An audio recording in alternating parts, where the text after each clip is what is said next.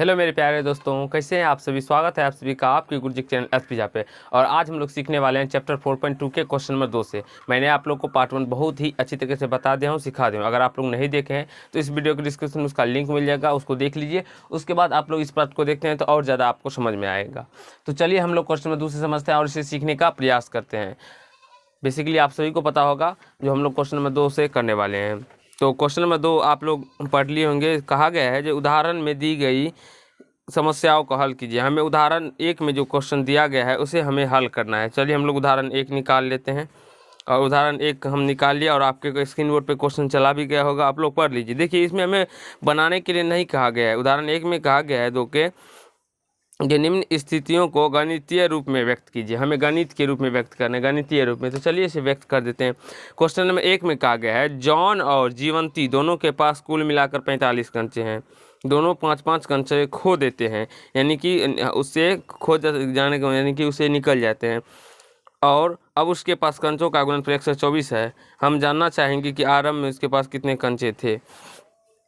देखिए प्रश्न में कहा गया है जो आरंभ में कितने कंचे थे, लेकिन हमें केवल उसको गणितीय रूप में व्यक्त करना है, हमें बताना नहीं। लेकिन बताने के लिए आप लोग बता भी सकते हैं। मान लेते हैं जो जॉन और जीवंती के पास कुल मिलाकर 45 कंचे थे। माना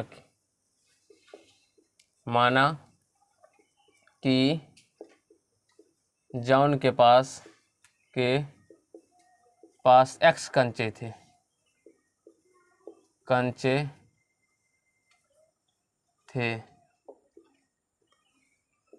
तो जीवंती के पास जीवंती ही ना हो, तो जीवंती के पास कितने कंचे होंगे मेरे प्यारे दोस्तों। देखिए दोनों के मिलाकर 45 रुपया मान लीजिए। तो एक के पास 10 रुपया है तो दूसरे के पास कितना होगा, 45 में से 10 घटाएंगे 35 रुपया होगा ना। उसी प्रकार से दोनों को मिलाकर 45 कंचे हैं। तो एक के पास x कंचे हैं तो दूसरे के पास 45 घटो x कंचे है। तो जीवंती के पास 45 घटो x के पास कंचे 45 घटो x है। ठीक है। अब देखिए कहा क्या गया प्रश्न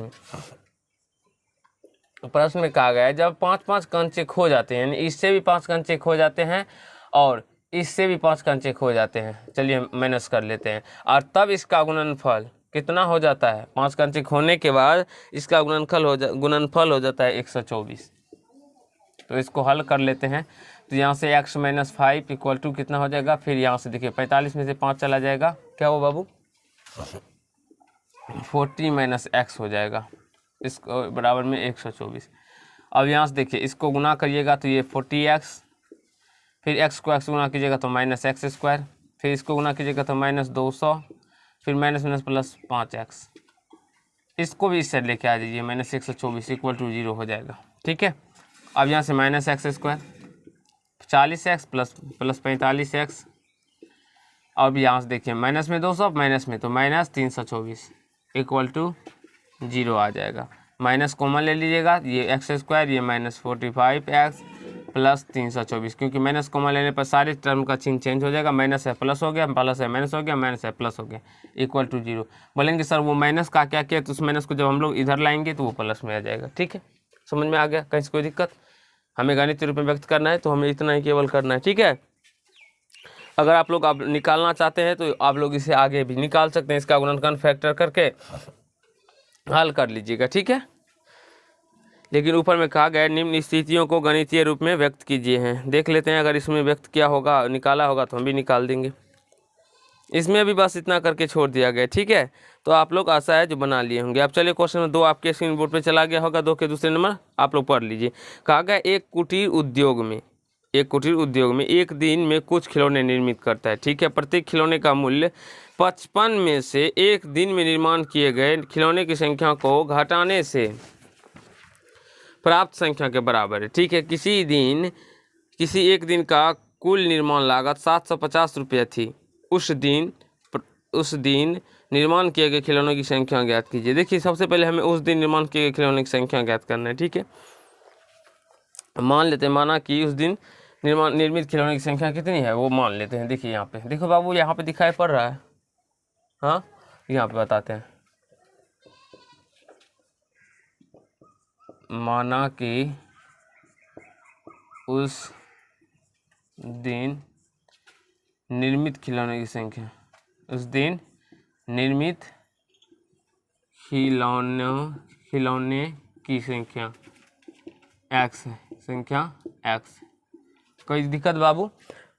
प्रश्न में कहा गया है कि निर्मित खिलौने की संख्या x हो गया, ठीक है, इसीलिए हमें निकालना है। अब हम पे प्रत्येक खिलौने के मूल्य निकाल लेते हैं। प्रत्येक खिलौने का लागत, खिलौने का लागत क्या हो जाएगा? देखिए लागत जो कहा गया है, जो उस दिन जितने खिलौना निर्माण किया गया उसे हम 55 में से घटा लेंगे तो उतना मतलब लगता है प्रत्येक खिलौने का मूल्य है। तो उसे हम लोग 55 एक्स निर्माण किए ना उस दिन, उसे अगर हम 55 में से घटा लेंगे तो इतना रुपया एक का लागत हो गया। एक का लागत समझ में आ गया? कोई दिक्कत बाबू? नहीं, समझ में दिक्कत है नहीं ना? ठीक। अब देखिए ये 55 घटो प्रत्येक खिलौने का लागत कितना आ गया? 55 घटो एक्स है, ठीक है, ऐसे सही से लिख देते हैं। प्रत्येक खिलौने का लागत क्या हो जाएगा? 55 घटो एक्स। प्रश्न से अब देखिए प्रश्न में क्या कहा गया है।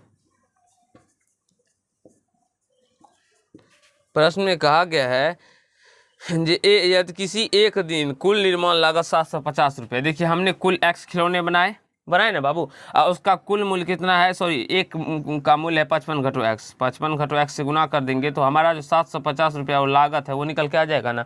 मान लीजिए हम एक पेन जो खरीदते हैं वो तीन रुपया में खरीदते हैं और 25 पेन खरीदे तो हमारा कुल खर्च कितना होगा? तो 25 में हम 3 से मल्टीपल कर देंगे ना, है। तो उसी प्रकार से यहाँ पे लागत निकला है संख्या, खिलौने की संख्या x है, तो x खिलौने की संख्या प्रत्येक का इतना मूल्य है, तो गुना कर देंगे तो वो 750 रुपया जो मेरा खर्च हुआ वो निकल के आ जाएगा बाबू?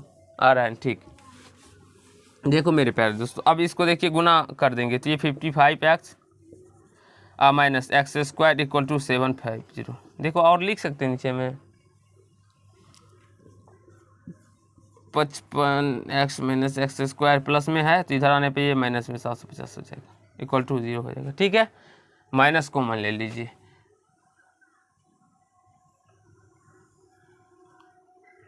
देखिए minus X square plus 55x minus 750 equal to 0। Minus X square plus 55x minus 750 equal to 0 कर दिए। अब माइनस कॉमन ले लेंगे तो X square minus 55x plus 750, यही इसको हम लोग ऐसे ही छोड़ देंगे। हमें गणितीय रूप में व्यक्त करना है, गणितीय रूप में व्यक्त कर दिया। अगर आप लोग निकालना चाहते हैं इसे निकाल भी सकते हैं।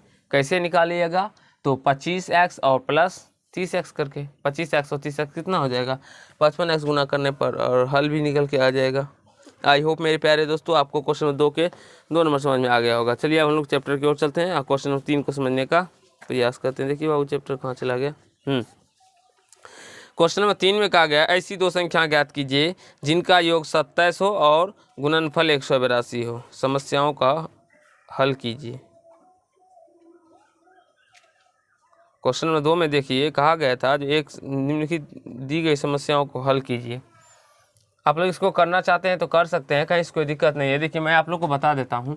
देखिए आप लोग इसको क्या लिखिएगा तो minus 25x plus 30x minus 30x करके निकाल लीजिएगा। 30x करके देखिए गुना जोड़ने पर यह माइनस 55x आ जाएगा, गुना करने पर यह क्या आ जाएगा?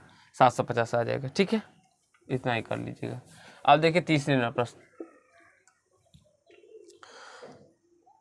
कहा गया है ऐसी दो संख्या ज्ञात कीजिए जिनका योग 27 और गुणनफल 182 है। ऐसी जिनका योग 27 है, मान लेते हैं, माना कि जिनका योग कितना है? 27 और गुणनफल 182 है। छोटी संख्या x तो बड़ी संख्या, तो बड़ी संख्या क्या हो जाएगा? 27 घटो x हो जाएगा। 27 माइनस एक्स, क्योंकि दोनों का योग 27 है तो एक संख्या 27 है, दूसरे संख्या में को निकालने के लिए 27 में से घटा लेंगे ना, ठीक है। प्रश्न में कहा गया है दोनों का गुणनफल कितना है? 182 है।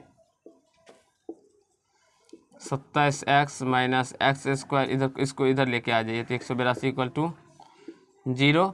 तो सॉरी इसको पहले लिख लेते हैं, माइनस एक्स स्क्वायर, फिर इसको लिख लीजिएगा 27x फिर माइनस 182 जीरो, माइनस कॉमन ले लेंगे तो ये एक्स स्क्वायर प्लस माइनस हो जाएगा 27x माइनस है तो प्लस हो जाएगा 182 equal to zero. Minus common लेने पर चिन्ह चेंज हो जाता है और इस माइनस को हम लोग इस साइड भेज देते हैं जीरो के साइड, तो जीरो में माइनस हो प्लस हो कोई फर्क नहीं पड़ता है।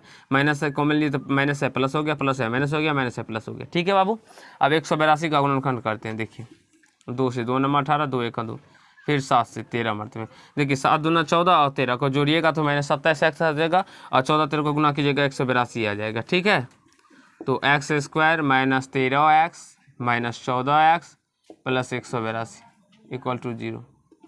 एक्स कॉमन ले लेंगे, एक्स माइनस 13 माइनस 14 कॉमन लेंगे तो x minus 13 equal to zero.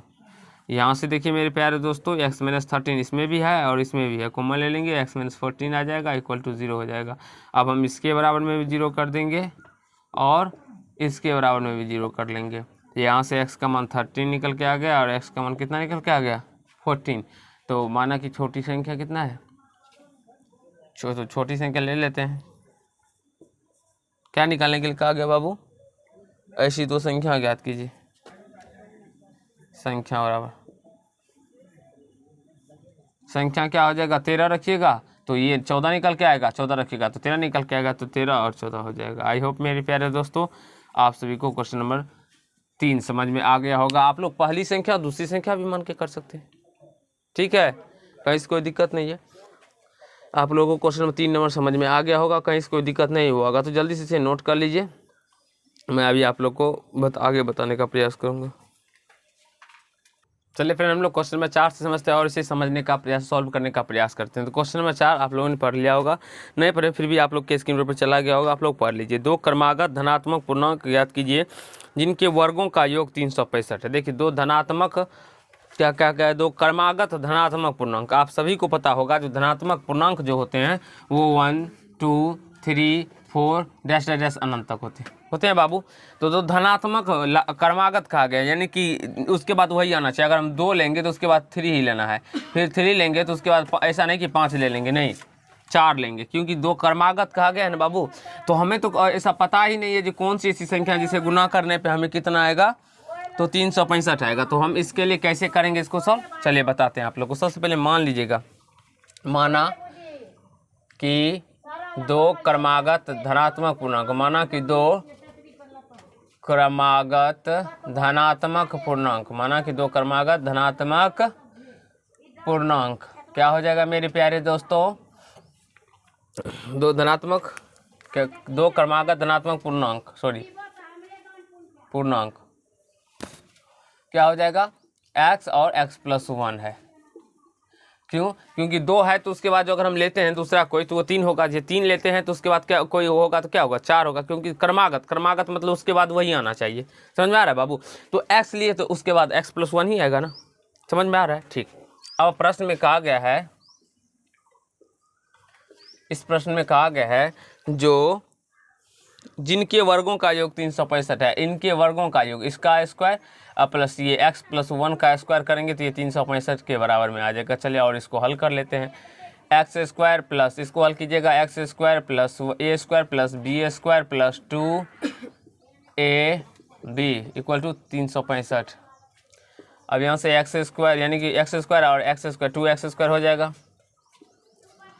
Plus 1 plus 2x और इधर लेके आ जाइए इसको माइनस 365 इक्वल टू 0 हो जाएगा। फिर 2x स्क्वायर प्लस 2x, इस 1 को इसमें कर लेंगे तो ये माइनस 364 आ जाएगा इक्वल टू 0 आ जाएगा। 2 कॉमन ले लीजिएगा तो X square plus x minus 182 आ जाएगा इक्वल टू 0 आ जाएगा। तो यहाँ से इस 2 को उधर भेज दीजिएगा तो भागा में आ जाएगा तो वो 0 का 0 ही रह जाएगा, यानी x square plus x minus 182 equal to 0 हो जाएगा। अभी मैंने आप लोग को बताया था जो x square plus 14x minus 13x minus 182 equal to 0 182।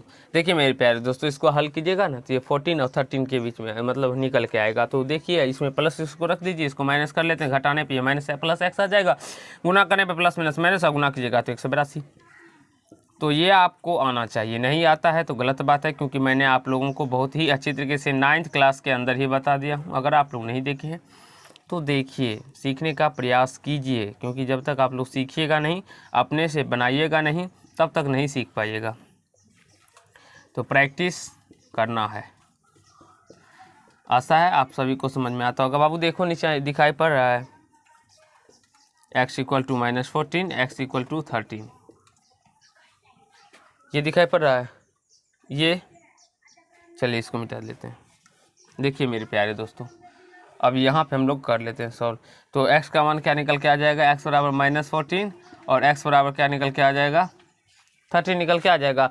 अब देखिए यहाँ पे कहा गया धनात्मक पूर्णांक ना, तो यहाँ माइनस क्या है, ये ऋणात्मक पूर्णांक हो गया, तो ये क्या हो जाएगा, अमान्य हो जाएगा, ये नहीं लेना है। तो हम x बराबर 13 लेंगे, तो हमें क्या कहा गया निकालने के लिए, धनात्मक पूर्णांक, तो दो क्रमागत संख्याएं, दो क्रमागत धनात्मक पूर्णांक, दो क्रमागत धनात्मक पूर्णांक क्या हो जाएगा मेरे प्यारे दोस्तों, एक 13 लेंगे तो 1 14 हो जाएगा, क्योंकि 13 और 13 + 1 14।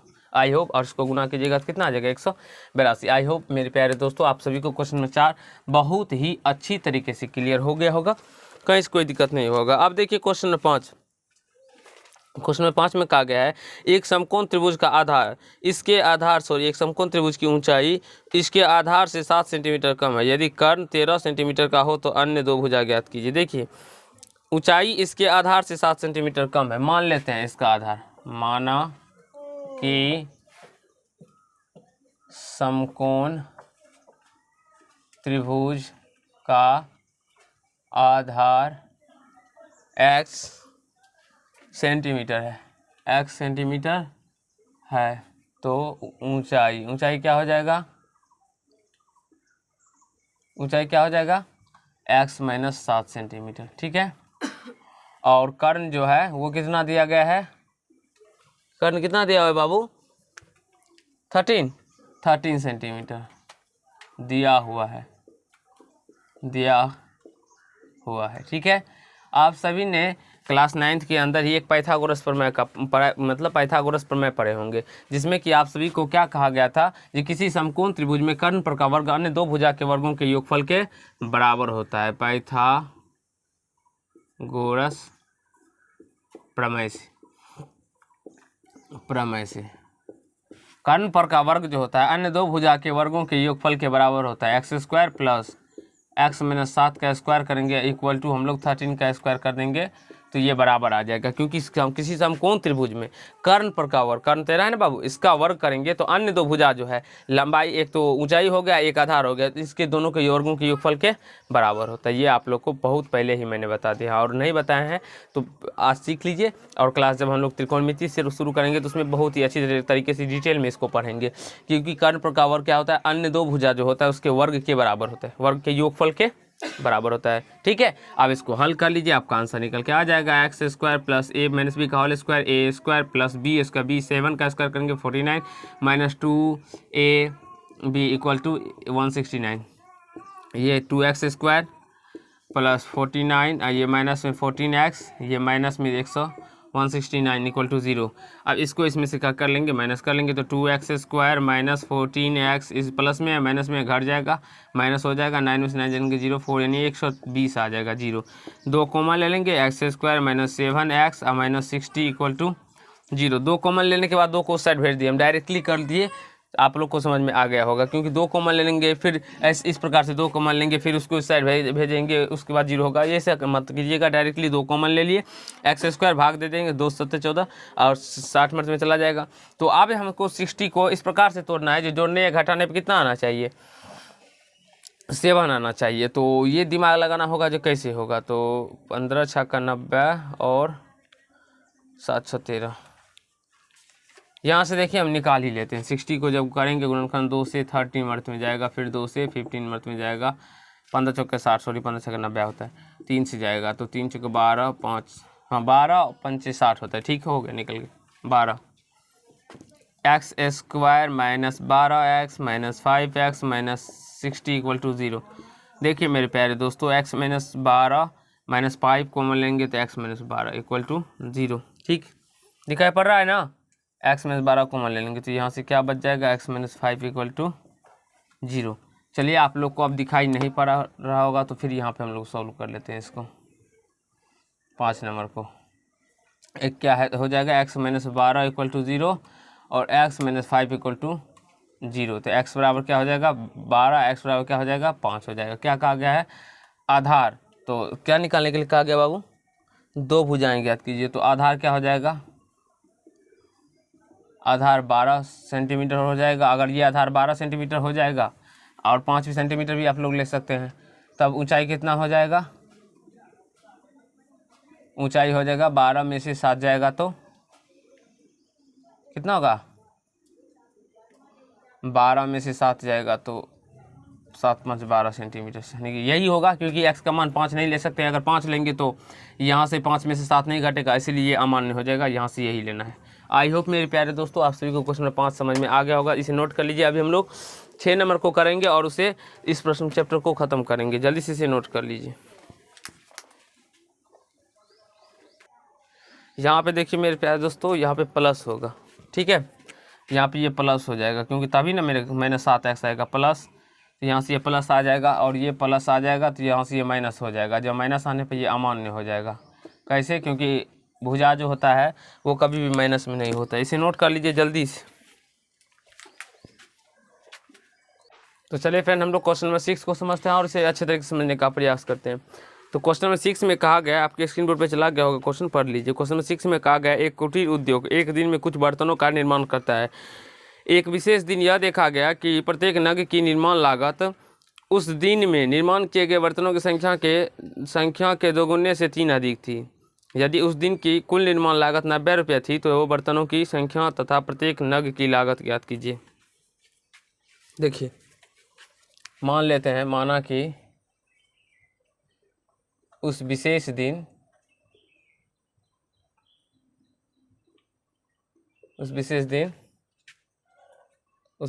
निर्मित बर्तनों की संख्या x है। निर्मित बर्तनों की संख्या x, उस विशेष दिन निर्मित बर्तनों की संख्या x है। तो नग की लागत क्या हो जाएगा मेरे प्यारे दोस्तों, नग की लागत मूल्य, लागत क्या हो जाएगा, इस मतलब उस दिन जो निर्माण किया गया था उसका 2 गुना, यानी निर्माण किए गए बर्तनों की संख्या का 2 गुना। अब में 3 को अधिक कर लेंगे, यानी कि +3 करने पर नग की लागत निकल के आ जाएगा। उस दिन की नग की लागत, यानी कि प्रत्येक नग की लागत निकल के आ जाएगा, ठीक है। तो यहाँ से कहा गया है यदि उस दिन की कुल निर्माण लागत 90 रुपये है प्रश्न से। देखिए बर्तनों की कुल संख्या x है और उस दिन प्रत्येक नग की लागत है 2x + 3 और कुल निर्माण लागत कितना खर्चा हुआ 90। तो इसके बराबर में हम जब 90 का 90 कर देंगे तो ये निकल के आ जाए, क्योंकि x बर्तन है बाबू और नग की एक नग की लागत है इतना। तो जब इसको इस x से गुना करेंगे तो कुल लागत निकल के आ जाएगा ना। तो और कुल लागत 90 रुपये दिया, तो इसके बराबर में होगा, ठीक।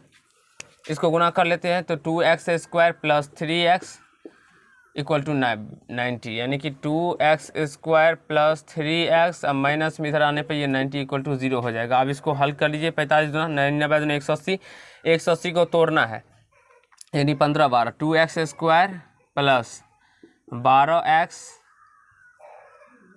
यहाँ पे लीजिए 15x, कोई भी लिख सकते हैं, 12x लिखिए, 12x - 15x। तो यहाँ पे इसको माइनस कर लीजिए, इसको प्लस कर लीजिए। ये माइनस ये प्लस घटेगा तो 3x आ जाएगा ना, 3x - 90 इक्वल टू 0। इसलिए इसको इस साइड ऐसे लिखिए क्योंकि कॉमन लेने में हमें आसानी हो। 2x कॉमन ले लेंगे तो ये x - 6 हो जाएगा। यहाँ से +15 कॉमन लेंगे तो ये x - 6 आ जाएगा इक्वल टू 0 आ जाएगा।